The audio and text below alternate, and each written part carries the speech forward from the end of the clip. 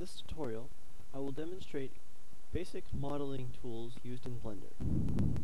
For this exercise, we will model the letters T-A-P, spelling out the word tap.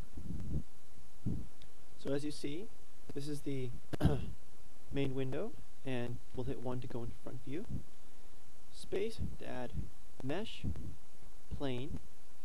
As you see, we have a 4-sided plane here. And what I usually do is I always want to keep my mesh aligned with the grid. So we'll do Shift and S, and we'll snap the selection to grid. And then from there, we can move the sliders in any direction we choose.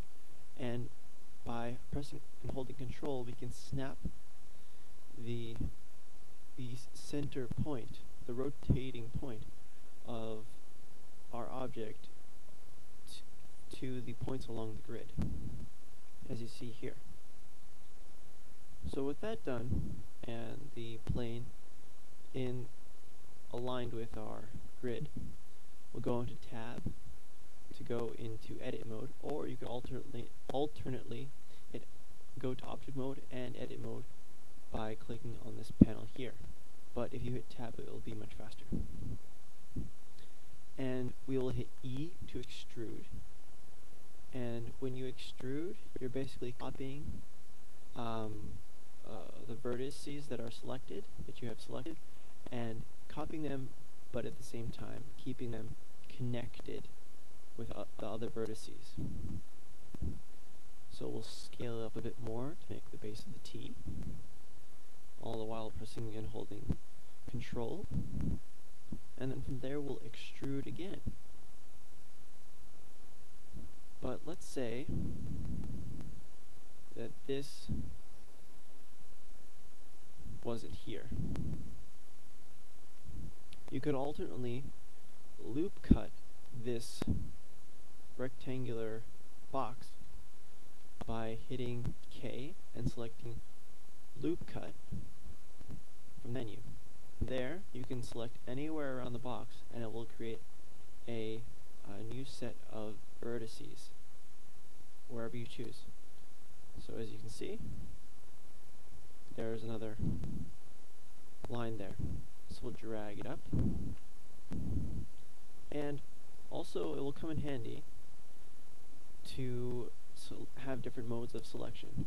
There are selecting for vertices, selecting for edges, and also selecting for faces, as you see here. It'll come in handy later on, so try to experiment with these different selecting modes. And also, if, let's say, you're trying to select a face in the front, and you select one in the back, you can also hit this, occlude background geometry. So that way, you will not be able to select anything that is behind the vertices that you see immediately in front of you in 3D space. So with that done, we'll extrude one side again, one face, and you see this line here, that's extruding along a constrained axis.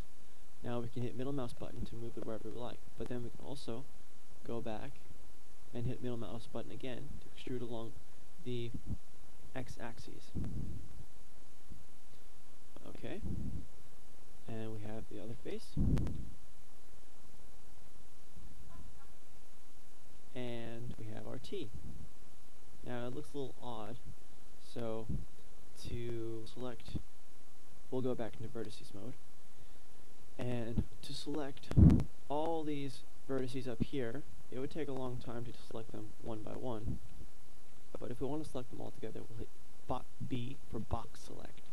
And any vertices that are selected within the box, of course, will be highlighted. If you have occlude background geometry turned on, only the vertices that will be seen in front of you will be able to be selected. Now of course, we can hit G to move this wherever we would like, but to move it along constrained axis, we'll hit middle mouse button and scale it up. We'll also hit Control to scale it within the grid. That way, all the vertices will be properly aligned. If you practice moving vertices along the grid, it will help later on when you're trying to create mechanical models or trying to precision model different objects. Okay, so we have our T. Now we need to create our A. So again, we'll add mesh plane,